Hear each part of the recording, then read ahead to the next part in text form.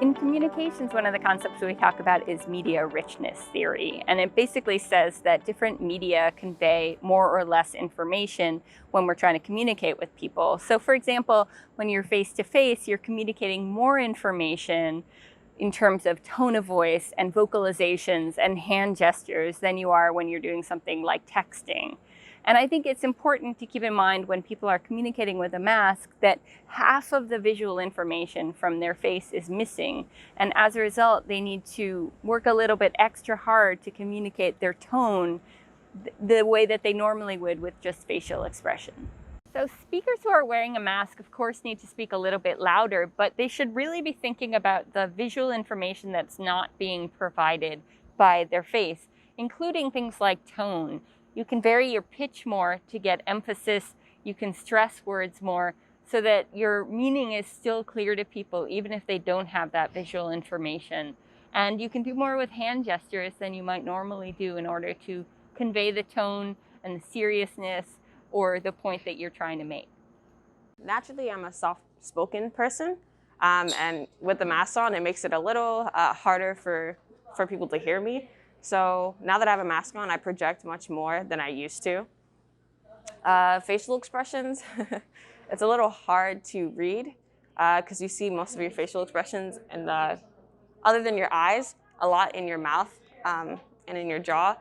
So now with masks on, I just see, I hear a lot of people say, oh, I'm smiling, I'm happy right now. We communicate effectively with our mask on by speaking loud and having a high-pitched voice so everybody can hear us.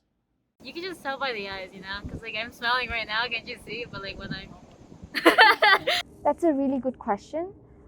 Because we have our masks on, sometimes it becomes difficult to communicate because our voices might be muffled and people can't really see our expression. So some of the things that I have been practicing are, 1, I try to speak loud enough so that someone who is a little farther away from me can also hear me.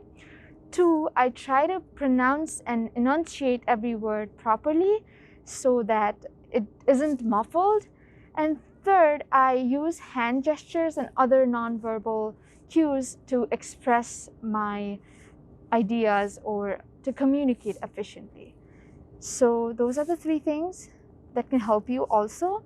Be loud, enunciate every word properly, and use nonverbal gestures. I have a little silicone projector thingy under my mask.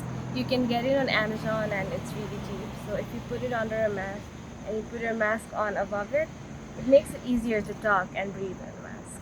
I think one way you could just effectively communicate is by, facial gestures, even though you can't really see the face, but, more like nodding and kind of just moving your head in a way where you either understand or you don't understand. So if you're saying bye to someone or something, you can just say nod, and if you don't understand something, you can just nod as a no. So there you have it, everyone. We hope you have enjoyed these tips.